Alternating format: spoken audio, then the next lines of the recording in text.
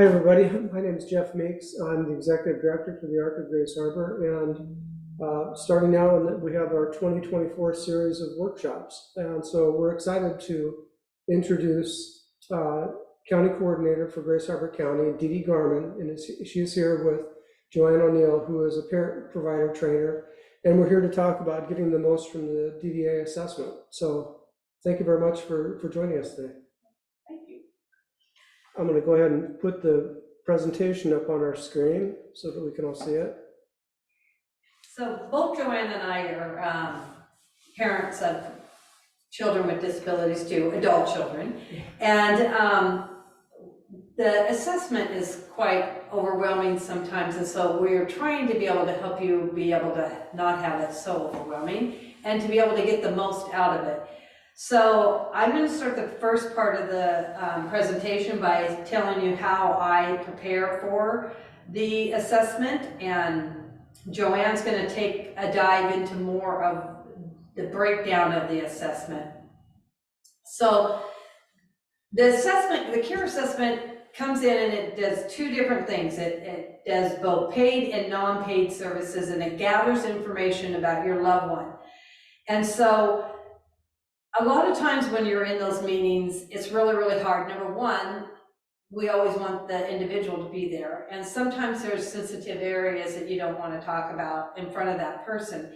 And so it's really important to write a lot of the stuff down and give it to the case manager prior to that. And then that way you can still get the concerns out, but you don't have to put the individual in an embarrassing moment. So there's two different kinds of assessments. One's where they kind of overview it, and then there's a big blowing up one where they have to ask you all the questions again. So this is what they base all the questions on, and this kind of tells you the scoring system. And that's basically, it scores what's happening ideally, what happens normally for the individual. And then and that's called the SIS, Support Intensity Rating Scale. And then they have another one when they do the bigger one, the bigger assessment, and it's called the support level assessment. Jeff, can you? So this goes back on the more of the on a yearly basis. It looks back. The other one's like in the SIS is in time now. A lot of times they will ask you if it's happened in the last 7 days, but if it's just something that happens, I just usually let them know, yes, it happens. Might not be in the last 7 days. But the other one is like, has it happened in the last year? So, next slide, Jeff. So that one of the things that I did is I created a notebook for our daughter. It's called her CARE notebook. And it has different stuff in it. She has a daily schedule in it, and that works out really great because I give it to the case manager, and it basically tells a care provider when they come in to work with Lacey exactly what she needs for care, and it helps them to be able to stay on task. I have not met a care provider who came to work with us who has not loved that book. And then it also explains to the case manager all the daily things that are being done to help support Lacey, so you're not having to try to remember everything, because believe me, you've been doing it for at least 18 years, and it's just second nature to you. And when I started writing down the book and to explain how to take care of Lacey, at first I wrote it and printed it out, and then I realized that I needed to have it on my computer as a living document, because I thought, oh, I forgot to write that. Oh, I forgot to tell them this. So you're always updating it as things go on. So that's one thing I give to the case manager so that they can really see it. I also get their last assessment from the case manager if I can't find her, as I usually can. But if you can't, you can ask them when they schedule the appointment for your annual assessment, and ask them if they will send you the last detailed annual assessment. Then I go through that and I read it and see if anything has changed. And because it could have changed the month after you have the assessment, and now it just seems like, well, that we've been doing that forever, and it's not. So you update that, and then I give that to her prior to the meeting as well. You also want to ask the case manager if it's a conversational assessment or if it's a direct SIS one, because The conversational ones go a little faster, the SIS ones are the ones that take a long time. But again, if you have all these tips ahead of time, then it cuts that down, and they have the document. I always keep a copy of everything that I've given to her so that if something happens, I can look back and help her with that. So, so this one is another thing that they send this profile for you to fill out, and we always have to have things a little bit brighter and better than what DDA has. So this is a note in Lacey's notebook. This is in the front of her notebook for all of her care providers to know about Lacey. So I just print this out for them as well because it tells all about Lacey. The one thing I did add this year, you see it highlighted in yellow, was that she wanted to still stay living at home, that her living arrangement, because they, I guess, asked whether or not they want to be in adult family homes or in that now. So, and then I give that to the case manager as well. And the next one, Joe. And then this is in her notebook. So this notebook helps the care providers in the event that anything happens in an emergency and they're there and I'm not there. They can just take her notebook if they have to go to the emergency room or the aid car comes. All of this information is there at their fingertips. So this says all the different people that are in her life. So like there is somebody that is out of state. It tells all the doctors that she has. It also tells what pharmacies we use and what hospital she'd want. And that's all stuff that is that DDA asked for. And so it's on this document. So I give that to the case manager as well. And then the next one is like her medicine chart. This tells everything she's allergic to. Again, if she has to go to the doctor, they have everything right at their fingertips. This is also in her backpack for when she's in the car. So if they ever need that, I've laminated them. So I give this to the case manager so she knows exactly what's going on with that, which is something they ask for too. So this is in her notebook. It's updated on the annual assessments. This is all our surgical highlights. Same thing. I give it to the case manager. It's in the book.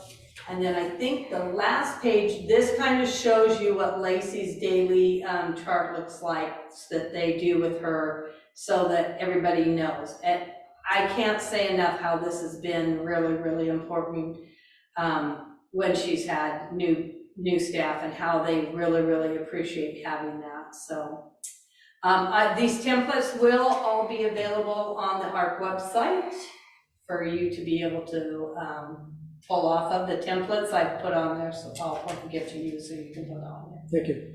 So now I'll turn it over to Joanne O'Neill. I just have to say a little about Joanne. We did both the parent-provider trainers together, and she is like, I call her the guru of being able to get the most out of your assessment because of her expertise in knowing the algorithm of this and how, if your case manager is not dropping down a box, and it's not their fault, but they don't hear the right words that make them drop down a box, you could be losing hours.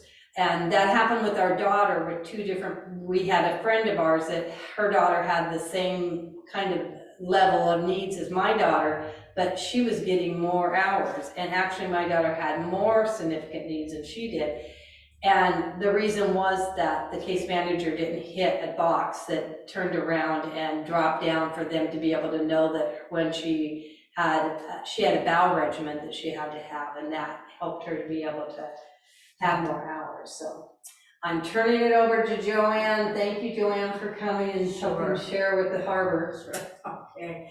I am going to use examples when I go through this, and I will use my two kids that are getting services, and they're really different. One is ambulatory and could talk. I always tease her saying she could talk a doorknob off the wall. It's just, and she actually leaves our bedroom talking to us, shuts our bedroom door, and she won't see this. And then she goes into her room, shuts the door, and she's still talking to us. So nothing gets by her. Then Brendan is basically nonverbal, and he doesn't walk. So, but he's just a delight too. So they're very different. So I see both sides of this whole thing. I stole one of Dee Dee's examples here because I wanted to make mention that when she was talking about the SIS, the SIS, the Supports Intensity Scale, when we first started doing this part, she said that this actually looks into the future. I think This back, Yeah. go one more day. there, that one is actually great. Okay, Click so- on that, Jeff. It would Well, break us, it's okay, it would but break then us out of the thing. if You I can didn't. do this. So the sports intensity scale is very different. And when we first started being asked those questions, I was actually answered for my son incorrectly. And at that time, he was only working a couple of hours, 2 days a week. And I was answering in what he needed to support him, and I was using that reference. You don't refer to the service that's provided. You compare your son or daughter to a person, a typically developing person of the same age to be successful. Totally different answers, totally different. So that's, one of the things we learned this, they had an international kind of reference person, and that's how we found out about that. So you're looking, even if you've never done anything like on their questions, it could be, well, I use Brendan as an example. He's in a wheelchair, he doesn't read, he doesn't answer questions. So if he went into, say, the library, I don't know why he'd go in there, but maybe he could find, like we used to be able to get movies out of there. Would he be able to get in the door? So how much help would he need on that? Would he know where to go? Would he be able to ask the questions? How much assistance, and it would be total for that. But we have to project. Brendan's never gone into the library for anything, but this is how you answer those questions. And so you compare your son or daughter to the ideal person, I guess. Then they do the other one that's on here, this service level assessment, and that is what's really going on, what's happening. And actually, not only do the activities of daily living affect how you will answer that, but it's also any behaviors that happen with that. So I wanted to remember that. Thank you. I didn't have a pencil. So if we go ahead to the personal care definition. Yeah, good. So personal care, they're looking at from just giving them a little tease. It's going to rain out. You need to take an umbrella. You need to wear a coat because it's going to be cold later. So it's cueing all the way down to doing a total amount of care. If the person can do one part of the activity, it's not a total. So in eating, a total would be someone who doesn't eat by mouth and either would get an IV or they would be tube fed. And so that total is hard, but I will go over each one of those. So we're looking at the activities of daily living. They're fondly called ADLs, activities of daily living, and it includes bathing, bed mobility, body care, medication management, eating, dressing, locomotion, personal hygiene, use of the toilet. That might be the one you don't want to talk about in front of them, and transfers. And then there's something called the ADLs, the IADLs. So that is instrumental activities of daily living. Did it that way, but it's something they'll ask: can they prepare a meal? Can they do ordinary housework? So they're not asking whether they can clean the whole house and dust and vacuum, but how do they keep their room? Essential shopping, and then travel to medical services. And I hear all the time that case managers kind of look at that travel. Technically in their book, it's travel to medical service. So You could include going to the pharmacy, it would be doctors, uh, uh, other therapies, it could be even the horseback therapy, PT, physical therapy, occupational therapy. But you know that work is a therapy, they call it. So I wonder, but and the case managers tend to talk about you can report the time, and it's not really the time, it's the miles that you use to do these activities, and it's 110 hours a month.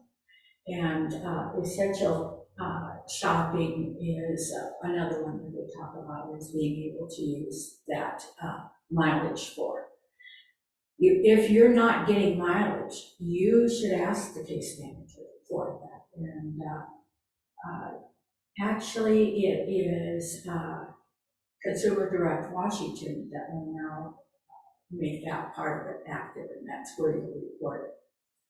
So the next one is, okay, so we're getting down to our activities of daily living. And this young man, I'm going to assume that's mom. The activity part of that is the supervision. So supervision is embedded in this. And I do want to take a moment to just say, this is a medically based assessment. So keep that in the back of your head. Other things that get involved is it is a deficit-based assessment. We don't like to do that. We want to tell them how great our kids are, and that I get very dry now, so I'm going to do this. So you really want to go through this. Talk to someone ahead of time. Talk to a teacher that might be able to make you think of other things. As Dee Dee said, we've been doing this. It's like breathing. It's just, we forget about it. I don't know how many years I didn't say anything about positioning for Brennan in bed, but every night I reach in and I pull his legs down. And he didn't get worse. I just got better. So supervision, set up for meals, this cutting in bite-sized pieces. I'm going to talk about that a little bit more. Opening containers, following special diets, and under that, it's eating other people's food. You know, if they go out to something at a rec center and they're eating and your kiddo thinks, oh, that looks kind of good there, and takes the scoop, that's not going to work. And it's also something you've got to think about them being in a restaurant. And that's something, it may feel okay at home with their brothers and sisters, maybe not, but that eating those food is a big part. And sneaking food, I'm going to tell a little more about that, and wiping the face. So here this young man is, mom's feeding him from a spoon, but if he can pick that mug up, we'll see him again later, if he can pick that mug up, or and he drink from the straw, he's not going to be a total, which is the highest level. So they may kind of give less on that part of the activity. Choking is such a big problem with so many of our kids. Our kids seem to be stuffers. Brendan certainly is. Megan has been too. Certain foods she has difficulty with. So the bite-sized pieces, you want to tell them about it. And we have to move each piece of the bite size of the sandwich around the plate. Brendan doesn't get hot dogs or sausages unless they're cut way down, because he has had a problem with that. So that's a very important piece. And just tell the case manager.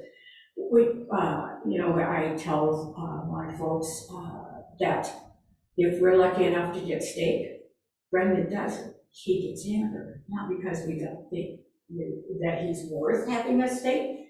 He just can't chew it enough, and it worries us about that. One of the things is we are in earshot for almost all these activities. We don't stand over them all the time. But for this eating question, we're in line of sight. So that's more of the medical term, that it's line of sight. Because choking is silent until they fall out of the chair. And so it's a scary thing. Let's see, oh, the sneaking food, all right. The example I want to use about this is, there was a young woman who moved from, mom had died, and the dad was caring for her. And he just was sort of overwhelmed, and he let her have anything she wanted. Well, she was diabetic and way overweight. And so she moved to a new adult family home from dad's home. And the case manager was asking the question about eating, and the person who was caring for her said, well, we have this cabinet, and I locked the food in there. And we're mandatory reporters, and she had to report to Adult Protective Services. She knew what was going on, the parent or the care provider knew what was going on, but they had to go through that step. So if there is a reason that you need to sequester certain kinds of foods or all of their food because of diabetes or other issues, just get a note from the physician, and probably the nurse will work just as well. You can get it written on a prescription pad. They don't have to make a big deal out of it. Make a copy. Never give anyone information that's written without keeping a copy for your own file.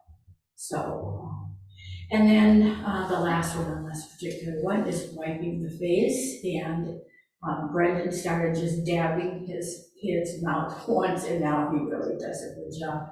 And I think about that, thinking about, well, what does it look like when he's in a restaurant? It's better to not litter your food all over, but you know how to do this. Okay, this is toileting.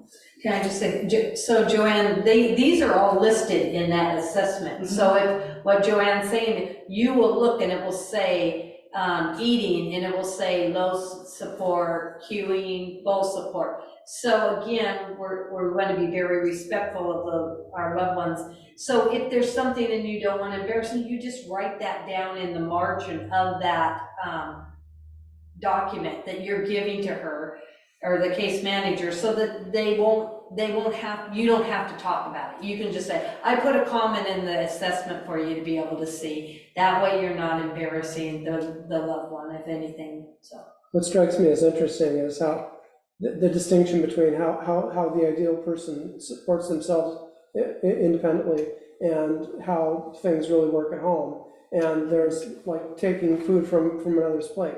That's, yeah, perfectly fine at home. And as a parent of a child with fairly low support needs, the stuff that goes on at home is still not portable to independent living.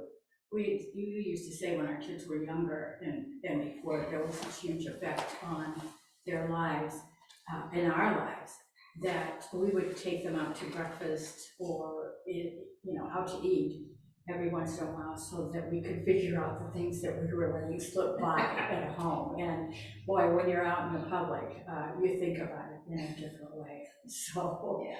But this is one that you may wish to talk to case manager at another time.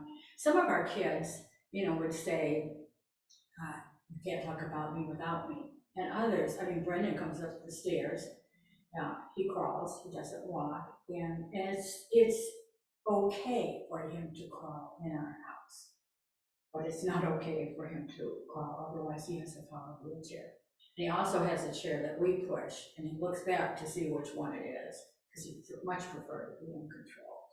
So, but actually, Megan doesn't care. She'll talk about that. She'll remind me of things. But I always say ahead of time, check with the case manager, send them an email, give them a call, and you know your own loved ones, so that you'll know how to move through this toileting piece. So it is, the transfer is embedded in this activity.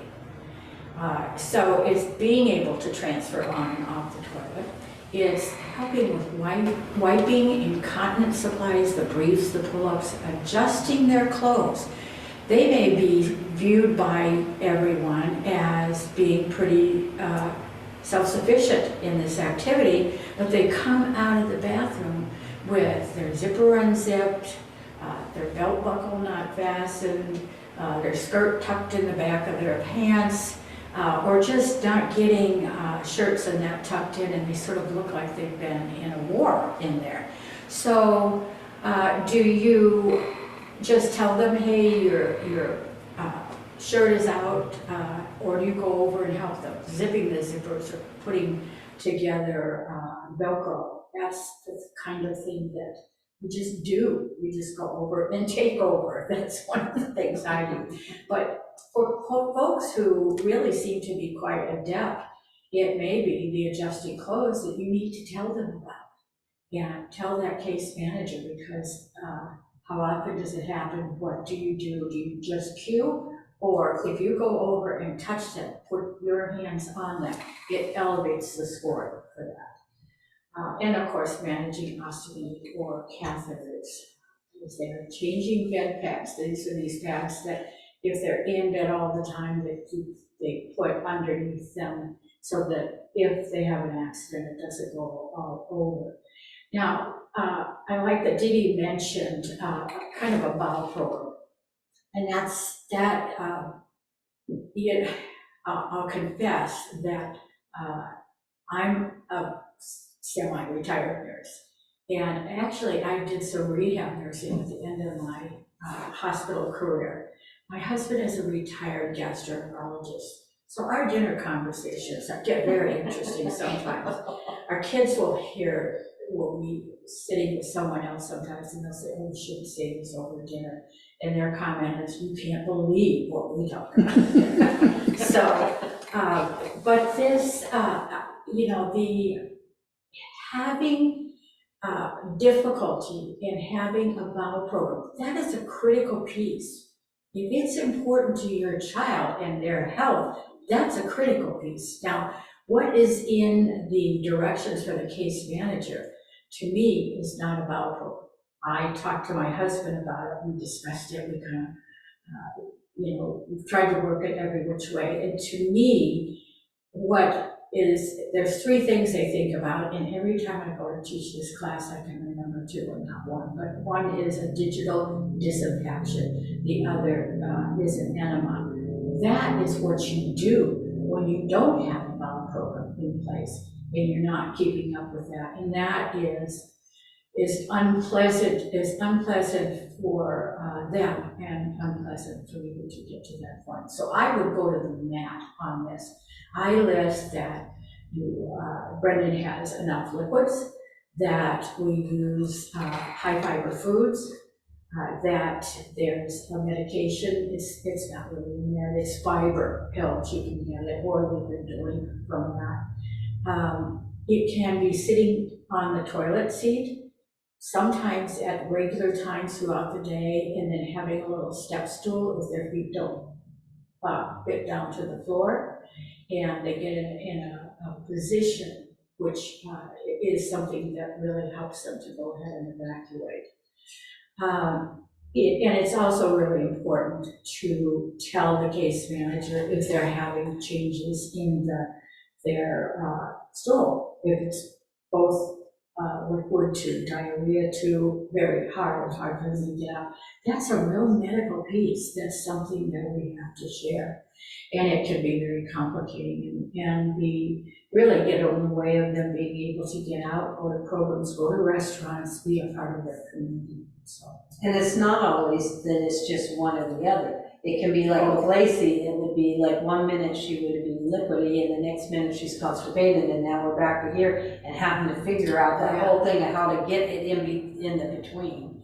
So that's what. Yeah, it's really, it's an interesting thing to have to figure out, but you make sure they can have both at this, just in the same day. I could tell you more detail about it. Okay. Thanks for sparing us on our stuff. Yeah, right. Okay, here's bathing. And so this is everything that happens in bathing. It does not score any points or hours or however they want me to say it. It doesn't score anything done there.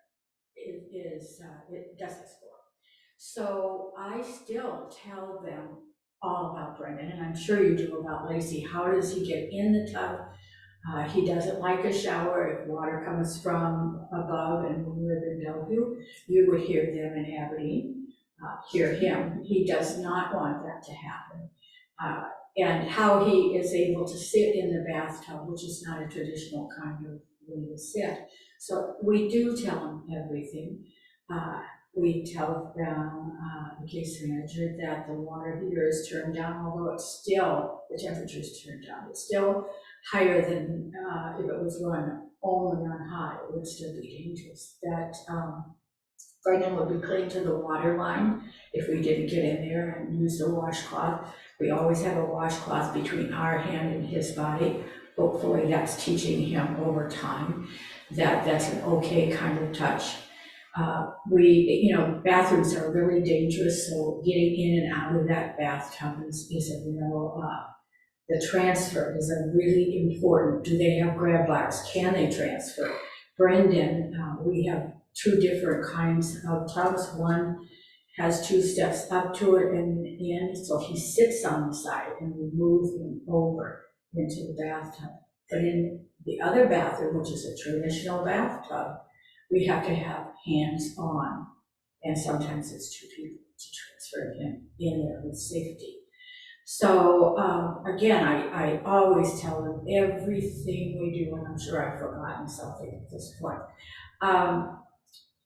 A lot of parents tell me that their kids, if they leave a bottle of shampoo in the shower, a regular size bottle, they'll use the whole bottle. So people need to put a little motel size in and keep filling that. There's the thing I forgot. Much like can happen with the toileting issue. You may only have to put out certain amounts of toilet paper because they'll use the whole roll. This is the same thing with using all of the shampoo that's in there. If you need to stay in the bathroom and see if they're really not just wetting their head and saying they did it, or that they need to get the soap out, or do you have to put some kind of treatment on their hair, tell the case manager all about that. You can look at it as to what Dee Dee does for Lacey is what do they have to do for Lacey to be successful with that and have her comfortable with how that happens. So you can look at this assessment in a way that says, I'm just going to hand this to this person who's coming in, they've not met them before, and they're going to be able to take it away. So, yeah, and other than the notebook, that's good, that goes to the case manager. We do have iMovies on all of Lacey's tasks so that people can see it actually be done. That's part of their training when they come in. She has an iPad, the iMovies are on there for every task that she has done. And so then they mark it off that they viewed it. But I just want to, Joanne, clarify. So the bathing doesn't give any allocation for hours. What, with all the training you've had, can you tell us why that is? Because that's a very, that takes a lot of time for a lot of families. Well, and some kids need 3 or 4 showers a day. Yeah. And yeah, that's really true. And when this first came out and I found out that they weren't scoring that, I just kind of went into COVID. But I had to go back to ancient history when I was in school, learning about being a nurse and all of that good stuff. And I remember now we were taught that you didn't take an infant and bathe them every day, or the elderly, because their skin is different, it's much more sensitive. So if I had a kiddo that needed several baths or showers a day, I would make sure that I told the case manager about. But I also say, tell them all the things that you do, every little piece of that task, so that the case manager will have that written down. When they fill out the assessment, they are able to go in and enter part of a conversation. So it's not just the buttons that they can push, it's also they will put in extra things, but they can only put it in if you tell them. One of the things that case managers said to me early on was, tell them to tell us everything. So I change it up just to make y'all crazy. And sometimes I say, don't talk so much, but give them all the information. So justify. One of my other kids came in when Brendan was being assessed, and she walked in the middle of it, and she said to the case manager, oh, and he can do thus and so. And then she was bragging about him again, and I would counter with, yes, but we do have to, and tell them what the issue would be. And it was like the light bulb went off, and she realized that it was a deficit basis, so she stopped bragging right away. But tell them all the things that you're doing. So we can take the next activity. All right, dressing. So here's our young man again, and Mom is getting him dressed. And again, there's from one end to the other what you do on the dressing activity. And if I remember right, his left or his right hand was the one that was on the mug. And so here we know that he was not lifting a spoon or anything. So she probably is going to have to reach down that sleeve, grab his hand and pull it through. Only if she has to do something like that. They always ask on Brendan, do you have to pull his arm through the sleeve? That would make him a total. You can do one, but we do pull his arm through the sleeve. So you can have a range from just telling them, I kind of mentioned it before, you know, when kids start school, the mornings are so cold and they have to wear a jacket, and if the teachers are letting your son or daughter have their own say about themselves and what they want to do, that Brendan would come home looking like a beat because no one wanted to make him take off his jacket because he did not like to take off his jacket. So you have to really be clear on all these things. So sometimes she'll be saying, you're gonna want the jacket this morning, but take it off, they'll fit it in them probably, and just carry it home. Or another thing that's, well, then you can, I had a mom who put clothes together. She hung them. She hung the underpants over on the hanger, and she put everything else on that hanger and put it in the closet, and there were 7 of them. And so her daughter could go through and pick out what her outfit was. She knew what it was. And Mom would, you know, be able to let her have some more independence of that. Do you lay the clothes out? Do you talk to them about the weather with this? It says dressing appropriately for the weather, but I also say for what they're going to be doing for the activity, because, you know, they may like to, you know, hang out in sweatshirts and holey jeans and some tennis shoes that have seen their better day, but that's how they're comfortable, and that's okay with you. But if they're going to a wedding, going to church, whatever that activity might be where you don't want it to look like that, them to look like that, then again, how much do you have, how often does it happen, but how much do you have to cue them into what's appropriate for what they're doing? If they are working, make sure that you think about that part so that they're not going to work with wrinkles and spots on their clothes. That's really, really so important for them to go out in a community like that. And really, other than hanging around the house, when it seems like our kids get judged a little more, so you do want to look like they're kind of happy with how they look, or you're happy with how they look. So that's, also, if you've had to alter clothing that you put Velcro in where there have been snaps and buttons before, or zippers, do you have to have a special kind of shoe right now. I have, Brendan all of a sudden won't allow us to put slip-ons anymore. He just has said, no, that's not. He doesn't say no, he tells us by how he reacts. He scrunches his toes up. So very loud. Very loud no. Very loud no.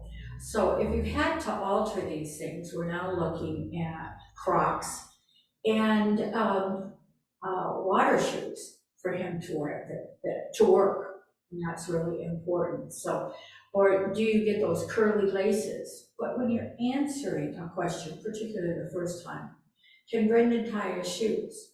No, he didn't.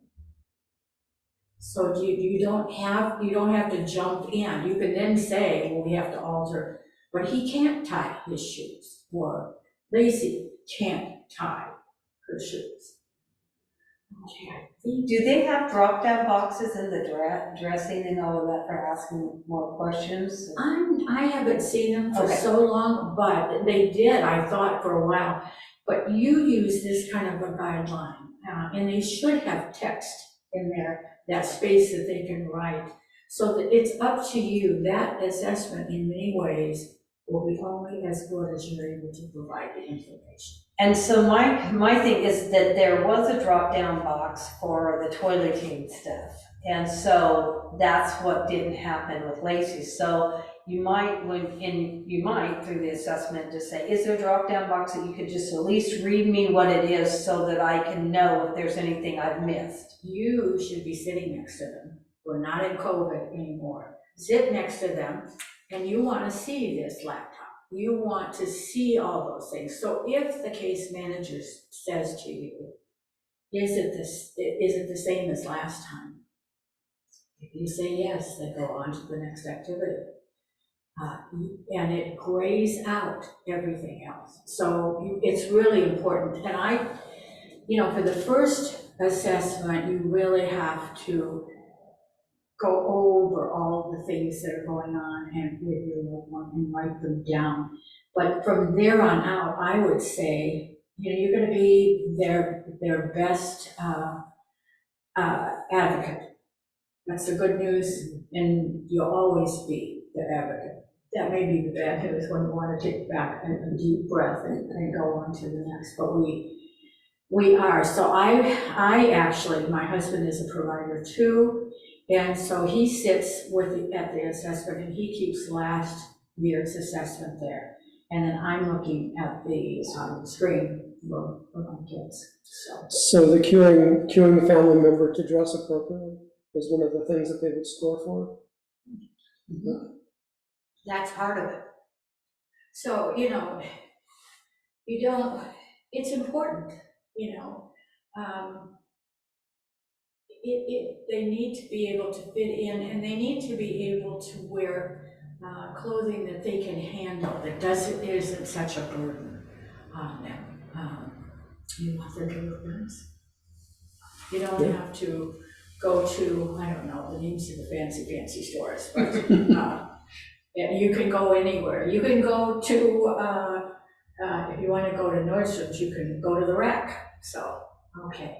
So this is transfer. So in some of the activities, transfers included, but where it's not included, then they have a specific run. And so this young man we're going to see again too. And I'm looking at how he's holding his feet here and his hands. And I also see that wheelchair. And so I think that mom is going to have to move that chair over next to him, and she's going to have to get him up and pivot him and lock his knees with hers.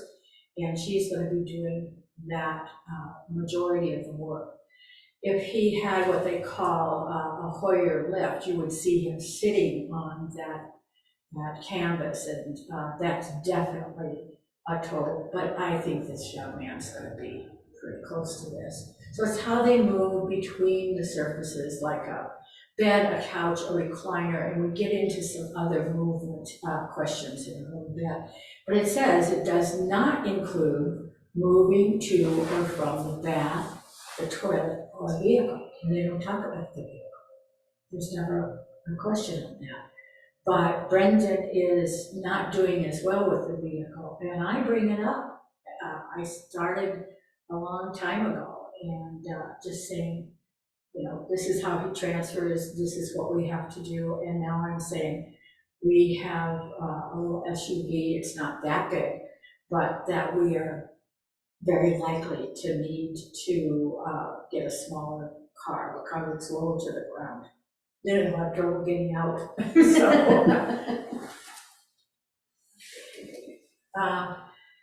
Bed mobility, so here it is when they're moving them around in the bed, lying, sitting up, all of that turning. Do they have a CPAP? Do you have to go in and make sure that they have turned you? You're looking for, if they have difficulty turning themselves, do you have to go in and turn them during the night? And typically they don't pay for nighttime sleeping time, but if you have to be in there to do these kinds of things for them that they can't do themselves, I'd be telling them all about it. I think parents sleep with one eye and one ear up, and they never close. And, when babies were so young and they cried, we heard it. And this is the kind of thing that we as parents, we might still even have kind of a baby monitor in the person's room. So again, they want to know if you have to move them, help them, both in a bed or they've added this on here, any type of furniture that is slept in, because some of our folks don't sleep in a traditional bed. Yeah, and with Lacey, she has a rotation the schedule, so every hour and a half, she's on her left side, she's on her right side, she's on her tummy, so that we can keep from having bed sores, because I'm like absolutely paranoid about bed sores. Yeah. And she has never had a bed sore. And so, that's again, on that daily sheet, it says, says how often she has to go to the restroom. So all of that's on there for them to know that she has a turning schedule. And they're looking at skin. Whenever it's exposed, you're looking for any red spots that they get. The other thing too is, like on that schedule too, is Lacey has range of motion because she cannot move. So she has range of motion, she has relaxation techniques that they use. All of that's on there, all of that's on the iPad for them to be able to know. So again, it gives that information to the case manager. And there is, on one of these activities of daily living, we talk about range of motion. And so because we are dressing Brendan and we're pulling his arm in and out, we're turning him, we're doing all of this, it's not the traditional range of motion that I did when I was running a rehab unit, but it works. That is what is happening for him when we're dressing. And I do have to say that, so by them knowing that, it's in her assessment. And so anybody who comes to care for Lacey, it says you are to turn her every hour and a half. She is to use the restroom every hour to 2 hours. It says that she's supposed to have the range of motion and the relaxation stuff 2 times a day, or up to 2 times a day. She's to use her massage chair. So when you have a care provider there, if you find that care provider is not doing that, then they are in trouble because they're being paid for Medicaid dollars and they're documenting what they're doing. And if they say, well, I just didn't feel like doing it, which we did have one care provider tell us that, then you're like, oh, it's in the plan. You cannot do that. It says that. So they're not working there. So we've only had one person do that, but it's nice to know that it spells it out in the plan, and every care provider that comes to work with you gets a copy of that plan, and that's so that they know how to care for them by DDA standards. Then they have my document that matches that. So yeah, and they will ask, the case manager will and should certainly ask if they have any breaks in their skin. So they think, I'm not sure whether it's on this or we'll just tell them, but that if they have any kind of a sore that actually increases the assessment. And they will also send Lacey, because of her not turning on her own and moving on her own, they send a nurse out every year after her annual assessment to check for her monthlies too. I have to say, they used to come out and it was such a waste of time, and I hated to see the money going for that. So we had a discussion with the case manager and with the nurse, and they agreed because, again, we're both medical people and we check him always at least twice a day, and sometimes more often. We look at his skin all the time, so they don't have to come out. And then she'll call. I actually haven't heard from her for a while, but she used to call and ask about coming out, and then she would say, "Oh yeah, you're those people." So, anyway, so this locomotion. All right, so if they're in a wheelchair, there's the total you could get. And Brendan does use that power chair at work, but otherwise he's calling, or we have 28 steps in our house. We figured that was good exercise to do that. And he's very interesting. He goes down the stairs, and if there's carpeting at the next level, he sometimes will go face first, but if it's wood floor, he's one step at a time on his bum.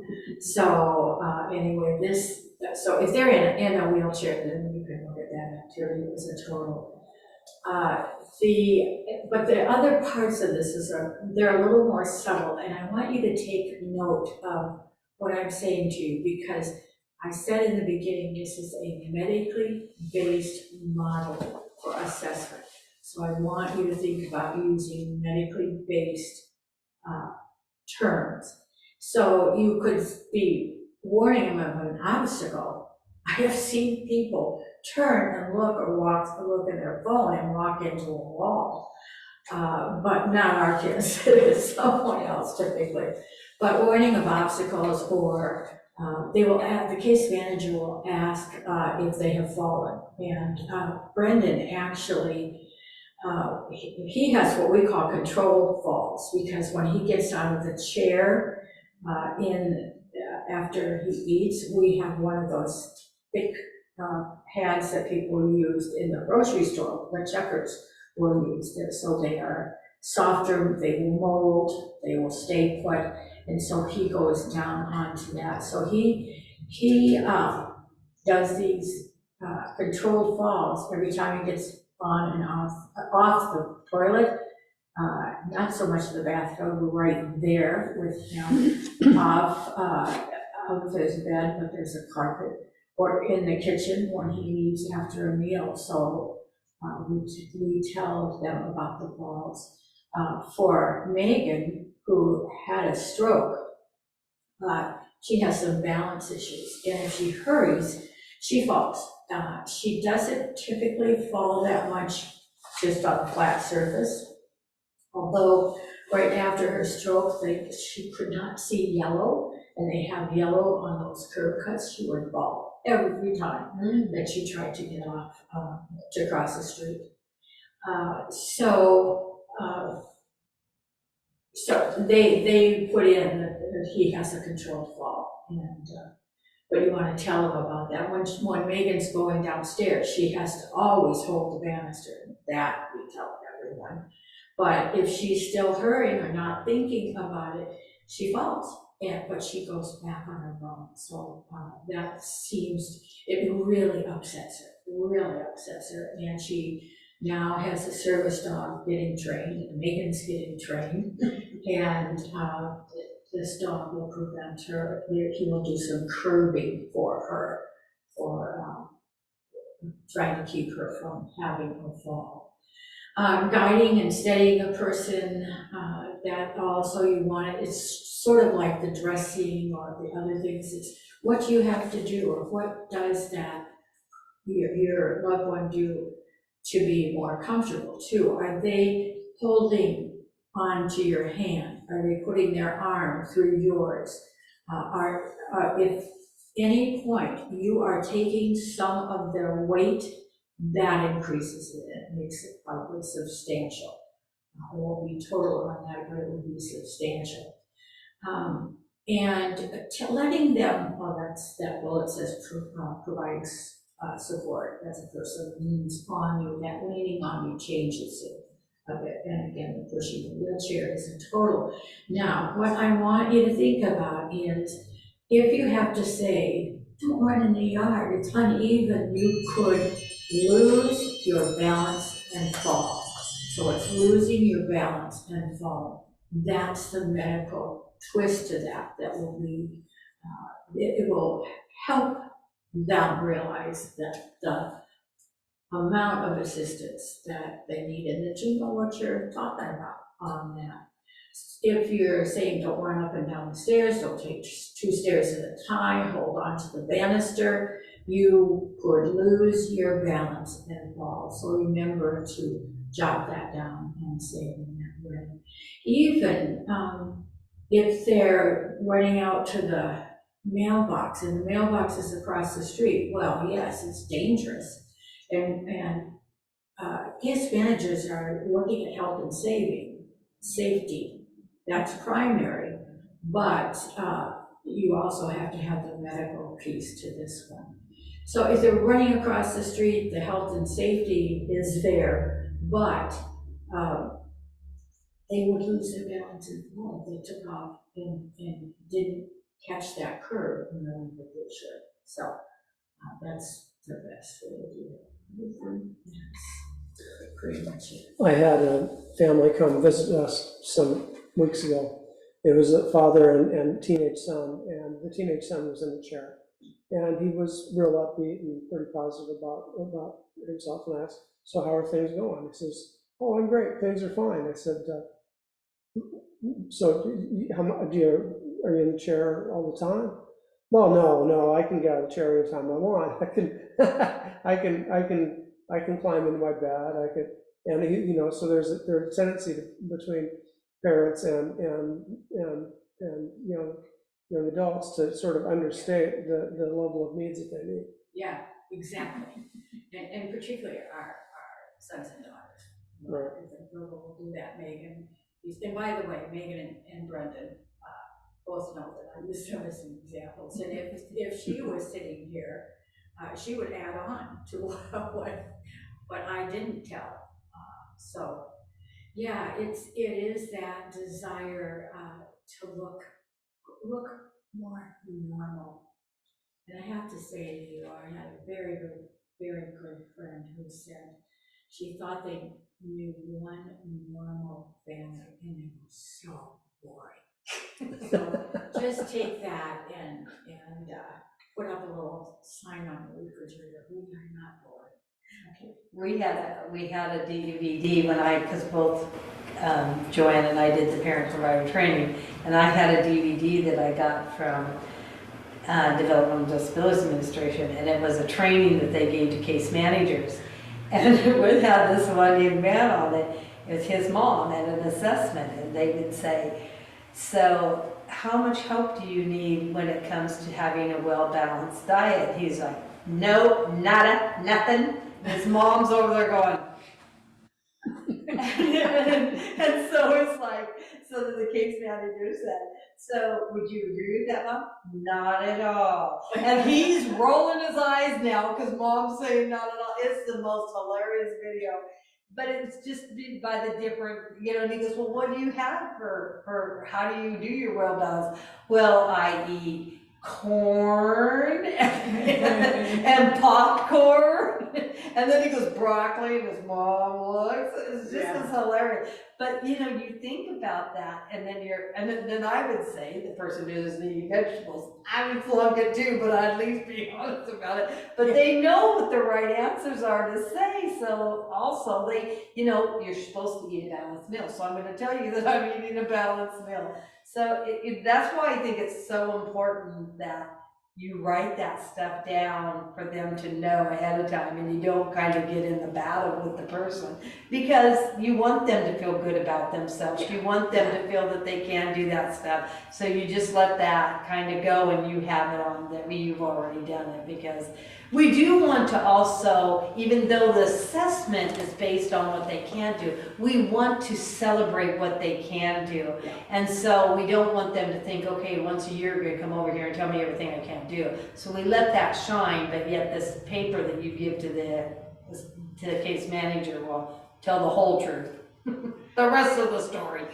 Is that one with the video with the real mom and son, I think it was, and a real case manager? Yeah. And they said that they were going to build in to that video a disagreement, and they didn't have to. And it must have been that part of it, Yeah. you know, and you know, sometimes they think, Megan would have liked to have had hot rolls, pasta, and there was another carbohydrate. That would be, well, probably macaroni and cheese. That would be a great meal. Can you fix it? Sure. You know, so again, yes, you do want to talk about them and how important it is for them to have good feelings about themselves.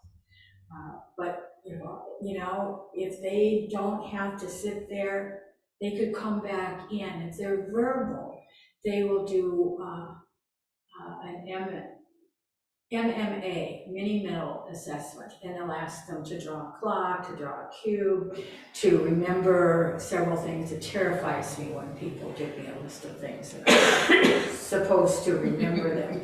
But otherwise they can go away. They do not have to stay there the whole time. Right. And that's important.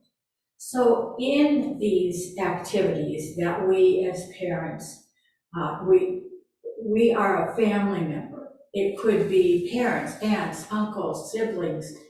Somebody said that people with disabilities have siblings, other people have brothers and sisters. So anyway, grandparents, any family member can give them medication, can give your son or daughter medication because they are a family member. But these are the things that a non-family member can do without having extra training that qualifies them for nurse delegation. So without that specific training, and you'll want to make sure that they're capable, that care provider is capable of doing this, they can remind your son or daughter when to take the medication. They can hand the person the medication container. They can open it. And they can use what they call an enabler. I think about the Dimetapp when the kids were little and it had that tube with the spoon type of thing on the end.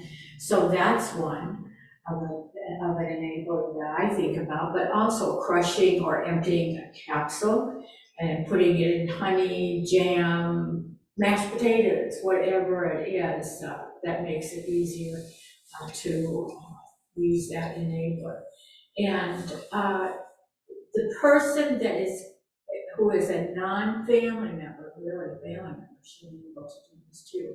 They must be able to prepare the medication by the instructions on the container or instructions from the healthcare professional. So that means if there's a language issue, you're going to have to be very comfortable with another family member or someone else who is caring for your loved one, that they really need to know how to do these things. Now, doing tube feedings, that's one of the nursey type things that I like to talk about, or any of these injections that you might have to give. If you're going out for the day and you're going to really have a nice day, maybe with your spouse, and to have to come back and do these things 2 or 3 times during the day, it kind of breaks up the day, and you wonder why you tried to get that relief.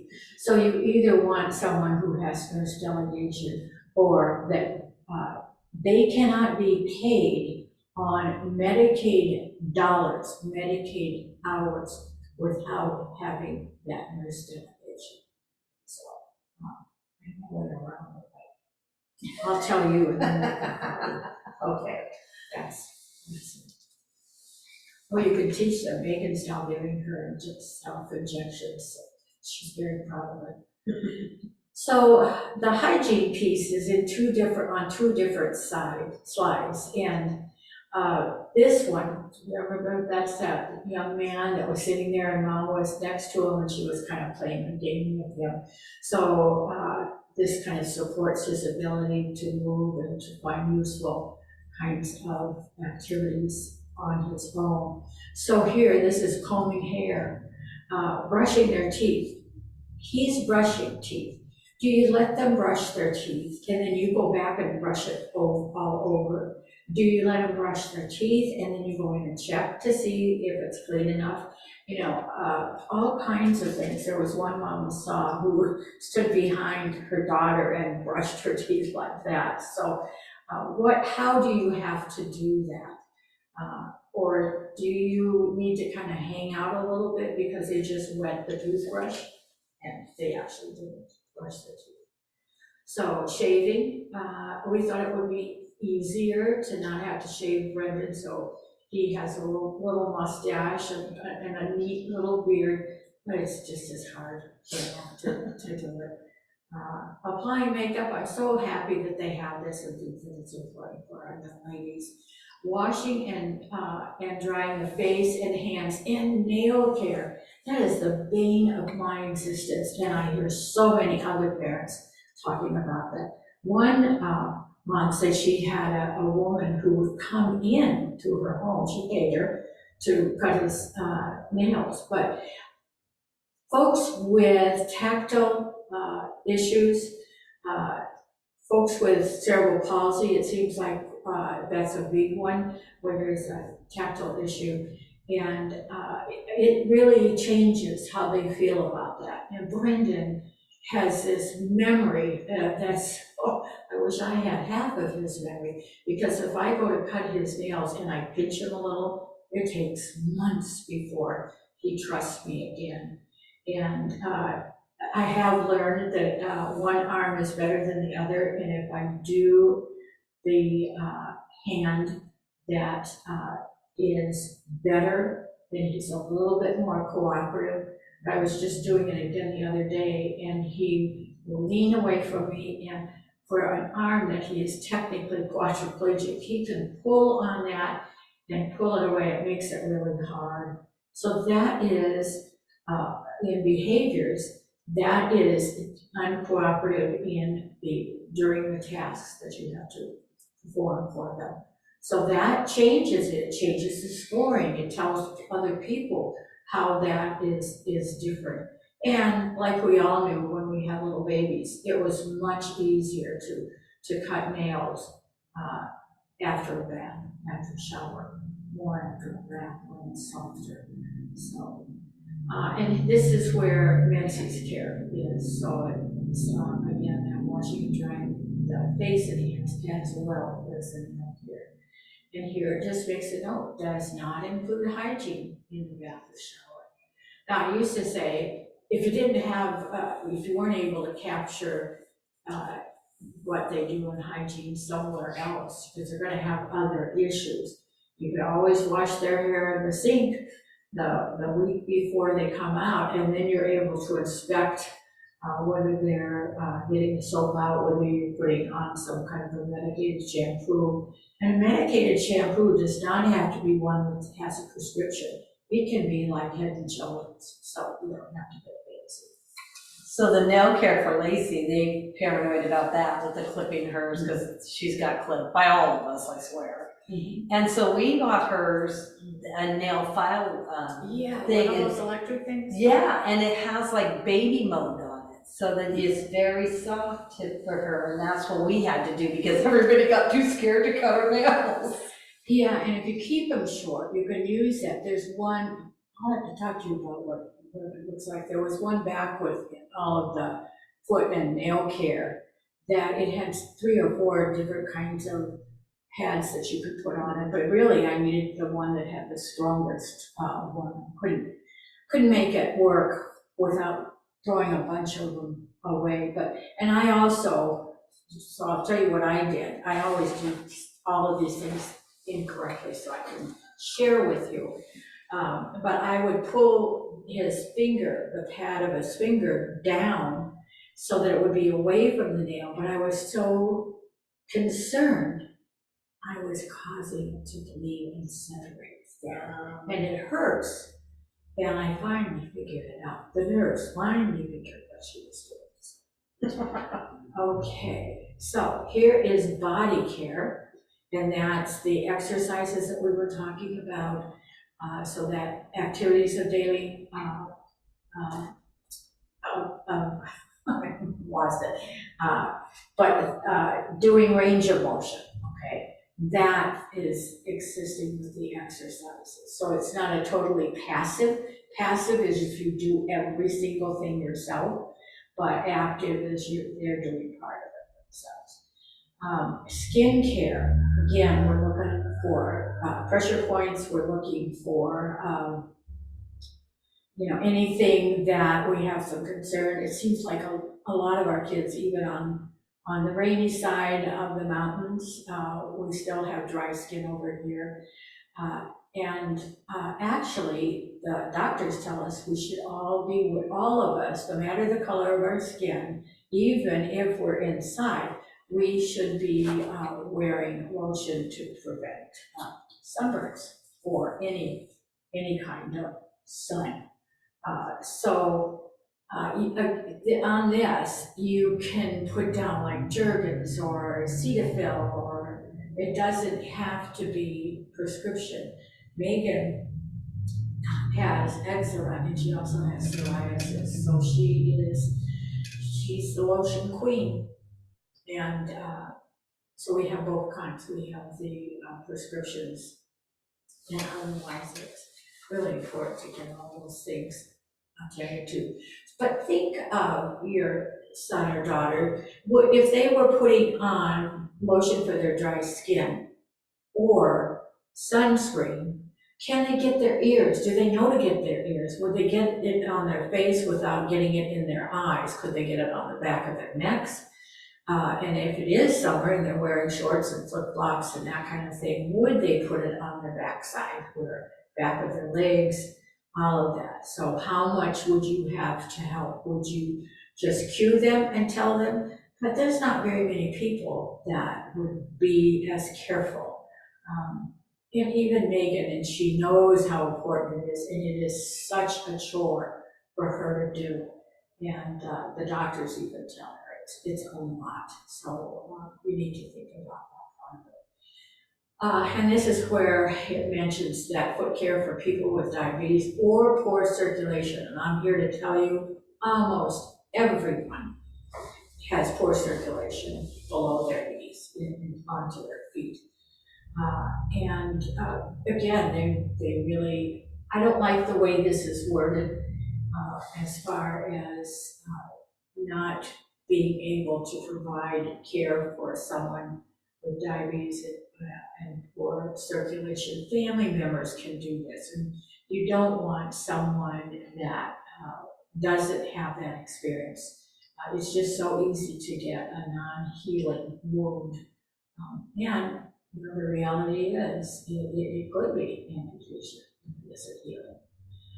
Changing bandages or dressing, particularly if it's a sterile procedure, if that's required. So again, it would be family members that can do that, but I would want to make sure if it was my family member doing that, that they also have been trained by me, by you, Lord Lacey, so that they can do that without causing I want to, Jeff, can you go back for a minute? Yeah. Because there was the behavior, the mood and behavior one. I wanted you to hit that. me? Yeah. Okay, I'm going to tell one thing and then we'll but yes, I see where we're going. I told her I would forget something with toileting. And I remember it's one of my favorite stories, actually. There's a young man who also, you don't have to really see it. This young man he needed help to get off the toilet. And he would call for someone, okay, I'm done, or however, I don't know how far away the people were, or whatever it was, but he needed to call every time he wanted help. And his dad and there's money in there for your kids to do this kind of thing. His dad got a cordless doorbell. I don't know whether he put it next to the toilet or it was next to this young man's, whether it was in the chair or what, but all he had to do then was ring the doorbell. And I just think that's so creative. Yeah, yeah. So as far as, I don't see, and I'll use Brendan, I don't see him as being a behavior problem. I don't, he's the best one in the family. He leaves his room, he crawls out of his room and he turns his light out. Nobody else in our family does that. He turns the TV off that's in his room, and he's just, people will say, oh, they're so happy. Well, no, they're not always happy. I'm not always happy. But anyway, no, I lost my train of thought. Okay, the behaviors. I just don't see him as a behavior problem, but he has several behaviors that accompany one of these activities. And what they want to know in a behavior is, what is the behavior? How often does it happen? And how easily is it remediated? So we have to get Brendan out of the bathtub. But when he's sitting down in there and he W-sits, so he sits back on his heels, one of us was sitting on the lid of the toilet with the towel. We're ready to go. We're going to get him out. And we're waiting. He will not get out or even start to until the last drop of water is gone. He would air dry before anything else. And then he just sits and sits and sits sometimes. And so I have had to say to get him to just lift. We just want to see him start. We know with that little bit of starting, we're going to be able to get in there and get him out. So I'll say, Brendan, if you don't get out of the bathtub, I'm going to have to turn on the cold water. Now, I have never done that. He understands a lot, and that's when I see him start to move and I attack. Okay, but if he doesn't, then I start to get up, and he's really getting ready to get out. So the behavior is when he gets out of the bathtub, and I describe that behavior, how often does he do it? Every time he gets in the bathtub, and that better be scored, because that's a behavior, all right? And how easily is it remediated? And I go through those steps and tell him. The other one is, if he's sitting in the hall and he crawls and he goes from his bedroom, and we want him to go to the bathroom at bedtime, and he will sit, and if my husband and I are in the bedroom, because he can see us right now, and if we're watching something on the television in our bedroom, then he just doesn't move, he doesn't go. And again, how do we have to get him to change his behavior? I tell the case manager what he does. I tell them how often it happens and how we get around it. Jeff, if you click on that, will it go okay? No, I can back out of the chair for the moment and. Because I was really, I wanted to make sure that everybody knows that through the PowerPoint, there are drop-down boxes for you to be able to see. And so when you click on the behaviors where it shows the behaviors and you click, it will give you a list of the different behaviors that they're scoring on. So that's, I was really, when I first seen that, it was like, wow. There was lots of different ones. A lot. So I think it's great for families to be able to know, and they think, oh, well, I didn't think that would be it. Jeff, you can see it probably better than I can on the computer. So if you see something on there, but there's a whole list of those. So detailed. Mm-hmm. Yeah. So throughout the PowerPoint, when you see it, when we talk about daily living things, you can click on that, see the scoring for how they score, what is considered queuing, what is considered monitoring, what is considered partial assist, what is full assist. Those are all embedded into this PowerPoint if they download it, they'll be able to get that. Yeah, there's really a lot of information. And even when we're teaching this class, we don't have the time to do it. Right.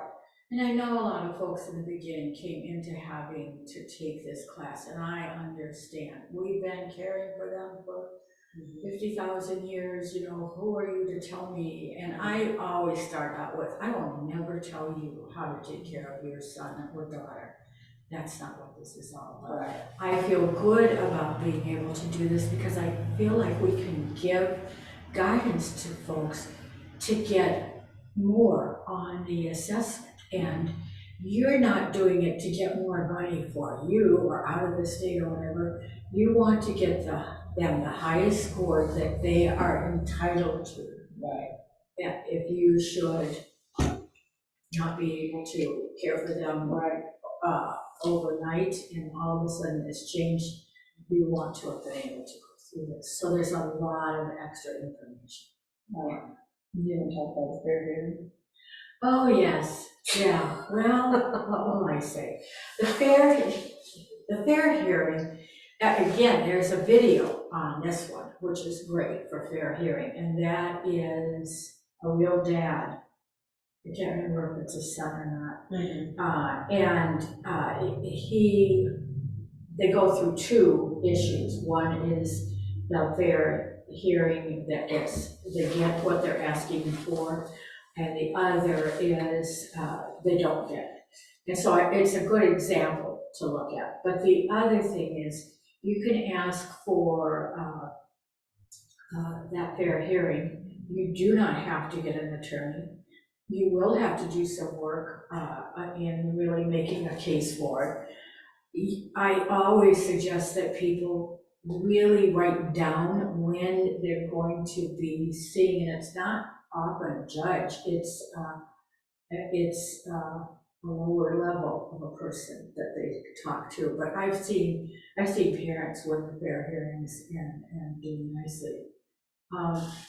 You can ask for an exception to rules. So as you're going through the assessment, you will want to jot down on a piece of paper an area that you're dealing with, that you realize that they are not going to be scoring your son or daughter to the level where it's needed. Or it may be something that it just doesn't touch on, that's a big issue for your loved one. You can't say, you know, the assessment stinks and that's why it's wrong. We've gone through that. When we got this assessment, and I mean, we in the state, not you and I and that, but when it came out, it came from the state of Oregon, and I didn't realize how these things are done. And it was done for the elderly. So there were a lot of changes that had to be made over those years, because what they wanted to say for the elderly was different for our kids, for people with developmental disabilities and delays. So you can ask for an exception to rule and a fair hearing at the same time. They tell us that if you ask for an exception to rule, the case manager is supposed to take it back to the local office, and then it goes to Olympia, to the state. And there is a team, and there's like 4 people on it, and one is representing developmental disabilities. I did have an issue where a parent was told, well, I knew that they weren't going to okay this, so I never asked about it. That is not okay.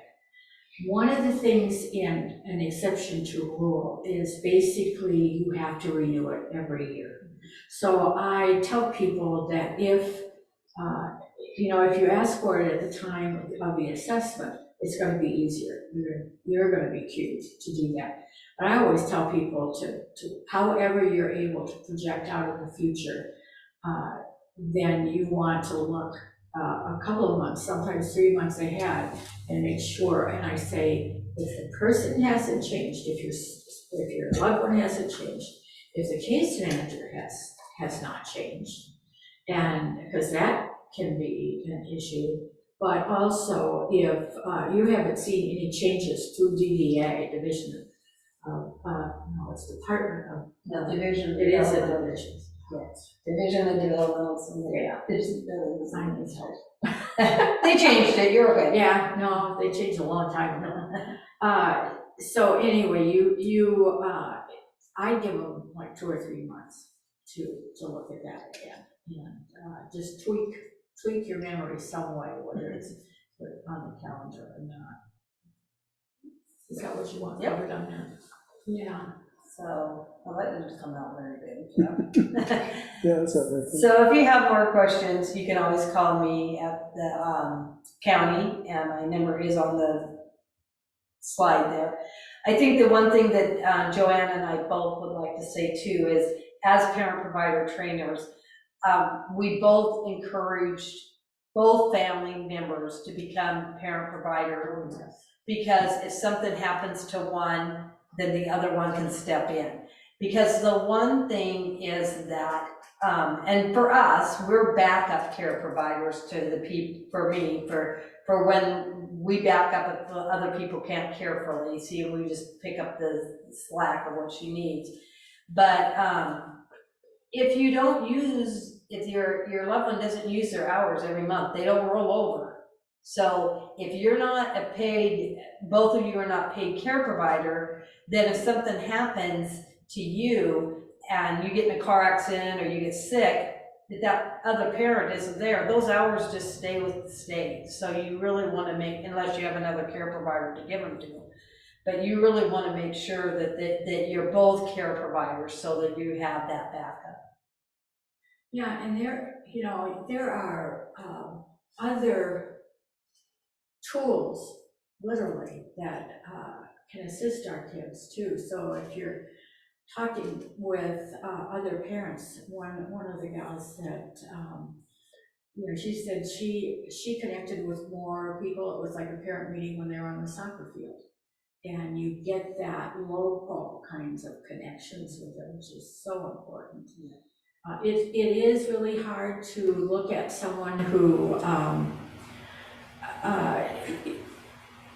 there were 3 women with Down syndrome, and one of the parents came to me and said, my daughter is more needy than this person is, and why are they getting more hours? And so it's like you said, you can miss one thing. Some things are really something that will increase that assessment and give more hours, and certainly connecting behaviors with it really does change the dynamics.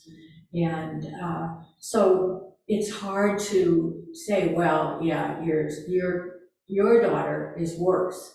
It may just be the exact issue, not even just the way we talk to the case manager. These assessments have subjectivity to them, and we want some of that. We don't want it so coldly written in stone that there's no wiggle room. And one of the things that I learned when it first came into the state of Washington, I realized, well, I got to sit in on the first training, and I thought, oh, I'm so glad I did not have to take that laptop out and meet with someone, because it's a lot. It's so much to know. So you will have case managers who are new, and maybe they are just very by what they have learned. You have case managers who really are into it. They're good. They've been around for a long time. They haven't lost all their energy with that, and that's wonderful. And then you can have maybe that one that should retire, and but there is that kind of differences in some of the people. I learn every time. I learn every time I do the training. Right, from other people. Yeah. So, yeah, I just thank you guys for your time. If you have any questions, please feel free to call me at the county or call the ARC, because they always know things, and if they don't, they'll call me and find out about it. So I just thank you all and hope you enjoyed the video. Kind of long, we told stories, but it makes it less boring. Yeah. Thank you, Dee Dee. Thank you, John. Thank you.